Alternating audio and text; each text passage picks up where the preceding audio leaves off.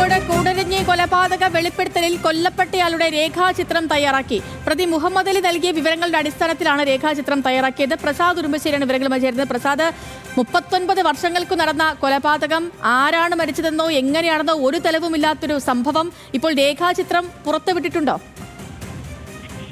സേതുലക്ഷ്മി, ഈ സംഭവവുമായി ബന്ധപ്പെട്ടുകൊണ്ട് പോലീസ് ഇപ്പോൾ രേഖാചിത്രം തയ്യാറാക്കിയിരിക്കുകയാണ്. പ്രതി മുഹമ്മദ് അലി നൽകിയിട്ടുള്ള വിവരത്തിന്റെ അടിസ്ഥാനത്തിലാണ് ഈ രേഖാചിത്രം തയ്യാറാക്കിയിട്ടുള്ളത്. 1986 ഈ സംഭവം നടന്നത്. കൂടരഞ്ഞിയിൽ വെച്ചാണ് ഈ കൊലപാതകം നടത്തിയത് എന്നാണ് വേങ്ങര സ്വദേശിയായ മുഹമ്മദ് അലി പോലീസിൽ നൽകിയിട്ടുള്ള വെളിപ്പെടുത്തൽ. തുടർന്ന് അന്ന് പക്ഷേ ഈ സംഭവം ഇതൊരു മുങ്ങിമരണമായിരുന്നു എന്നുള്ളതായിരുന്നു പോലീസിന്റെ പ്രാഥമിക നിഗമനം.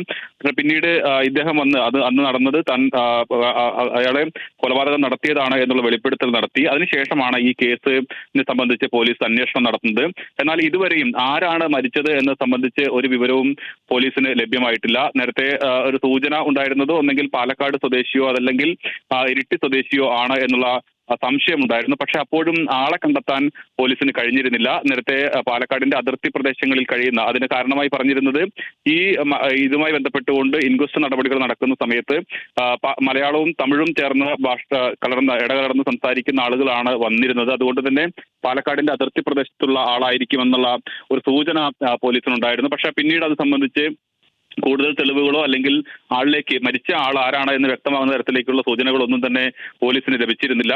ഈ ഒരു സാഹചര്യത്തിലാണ് മുഹമ്മദ് അലിയെ കസ്റ്റഡിയിൽ എടുത്തുകൊണ്ട് ഈ വിവരങ്ങൾ തേടിയത്. ഈ കൊല്ലപ്പെട്ട ആളെക്കുറിച്ച് അല്ലെങ്കിൽ ഈ കൊലപാതകം നടത്തിയ ആളെക്കുറിച്ച് ഉള്ള വിവരങ്ങൾ നൽകിയത്. അതിന്റെ അടിസ്ഥാനത്തിലാണ് ഇപ്പോൾ രേഖാചിത്രം തയ്യാറാക്കി പുറത്തുവിട്ടിട്ടുള്ളത്.